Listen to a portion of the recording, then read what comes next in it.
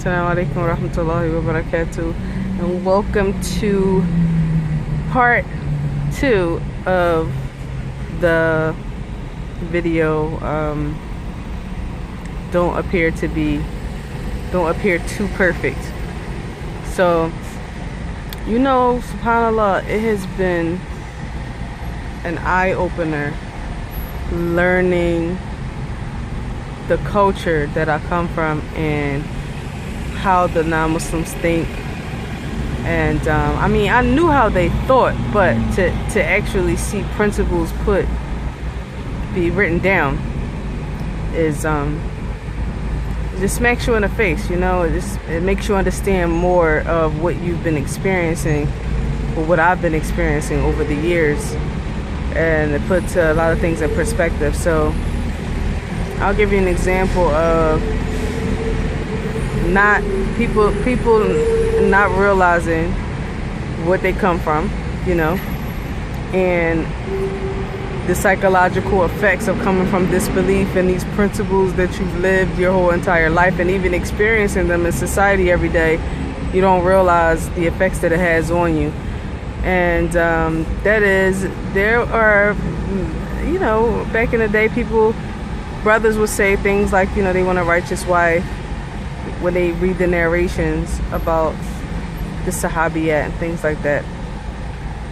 But time has told that for many, and I'm talking about the Westerners,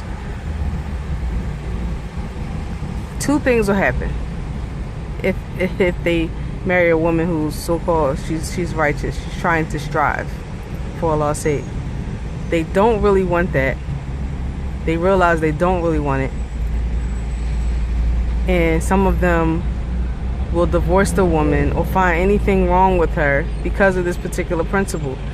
If she's not flawed, or she doesn't mirror him, she doesn't appear to be things that he's used to, and perhaps maybe the non-Muslim woman he used to deal with, or the lifestyle that he came from, what he knows women to be like, their characteristics to be. If this woman doesn't possess that, especially if she comes from a Muslim country, subhanallah, he 100% can't relate to her. He doesn't like her, and he mistreats her. He neglects her. The same I could say for some women, but for the most part, the women follow the men, so that's a good thing. But you hear of so-called, good sisters getting with good brothers, and then she's annoyed at the fact that the man is being religious. She's annoyed at it because that's not what she's used to, nor can she believe that a person like this actually exists. So she tries her best to distract him, or to do things that would,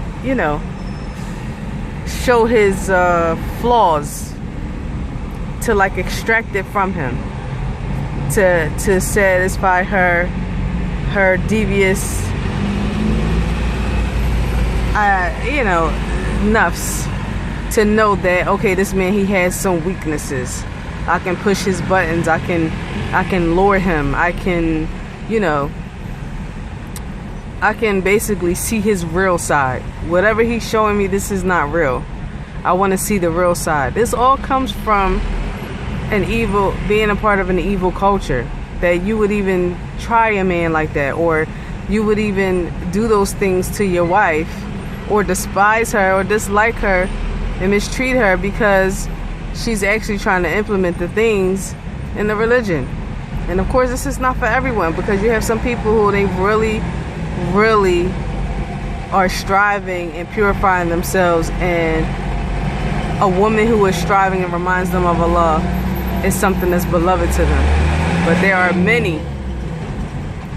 too many that, of course, they would never admit it. The reason why they're neglecting their wives or mistreating her, and even mentally and emotionally abusing her, even if it's inconspicuously, it's because of that. They don't really know what righteousness looks like, religiosity looks like. And then when they see when they see it in their home, up close and personal, it's like they feel as though it's an onslaught against them, and it shows them up. Okay, you're highlighting my faults too much. You trying to strive highlights how imperfect I am. But who said that you had to be perfect in the first place? No one. Because we're not. We're sinful. But not everyone sins the same, of course. So, yeah, that's just something I was thinking about. It's really, really sad. And it's sick. It's sick. And a lot of divorces are happening because the man really, like I say, he really didn't want a woman who was striving and righteous. He tries to, that was the other thing I was going to say. Yeah, he takes full advantage of her. Okay, you want to be religious? Great, that's to my benefit. I'll be as horrible as I can be by using textual evidences to keep you down mentally, to control you mentally, because I know that you have love for the religion, and I'm going to use it against you. I'm going to use it to my advantage, to elevate myself over you, which goes into more of that principle of I actually wrote in the comment section the entire quote that someone viewing you as perfect, actually you should show that you have flaws and that you have some weaknesses, and weakness is basically that you fall, you succumb to your vices, you know, that you give way to them, that you show that, yeah, I'm not perfect, I'm not trying to be a goody two shoes, I'm not trying to walk a straight and narrow all the time, I compromise at times. That's what that means. And unfortunately, yeah, the men will either take full advantage of the woman who's trying her best to fear Allah in the relationship. He walks all over her, takes full advantage of it. No doubt you have men in other cultures who do it. I mean, that are Muslim and are from other cultures, but that's not the norm. This exclusively comes from, in abundance, it comes from the West. You'll find this in abundance in the West. It doesn't matter what country that these individuals come from. You'll find this happening. And that's because of these principles that many are, like I said, it's unidentified. They're not aware of it. They're not tackling, and they're not looking at self. Because the culture that we come from, it doesn't, nowhere in the culture points to looking at yourself. It's always the religious eye of the West is to look outward, to point the finger, to be better than, to elevate yourself over, self-righteousness. That is the religious element of the West. That's what Christianity was. You holier than thou. That's what they used to say. You're a holy roller or a Bible thumper. Yeah, you're always correcting someone else. That's Christianity. And unfortunately, that's the default religious ideas in the West, regardless of what religion you practice. That's the methodology of practicing religion, pointing the finger at other people and never looking at yourself and worried about yourself. So, yeah, just beware of those evil principles. And like I said, learn your Islam first, learn what you believe first, and then learn what's contrary to it. Learn the good and learn the evil. It's important. You can't stick your head in the sand and just say, oh, you know, subhanAllah, may Allah protect us from this. Okay, a part of Allah protecting you from evil is that you learn what's there. Learn the opposite belief of yours to know how to combat it with the correct belief. Of course, that's why I said that has to be established first.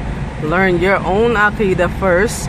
Learn your own methodology first, the Ahl Sunnah, and then you'll know what is contrary to it, whether it's the Muslim doing it, believing something contrary or practicing something contrary, or the non-Muslim.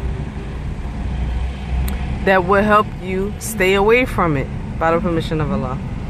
So that's all I have to say on that. And like I said, I would like some commentary, you know, some additions to this conversation. Let's keep it going. Always looking for feedback. So inshallah, I will see you all in the next video.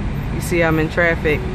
I sit in traffic for an hour and a half every single evening coming home from Dubai to Ajman.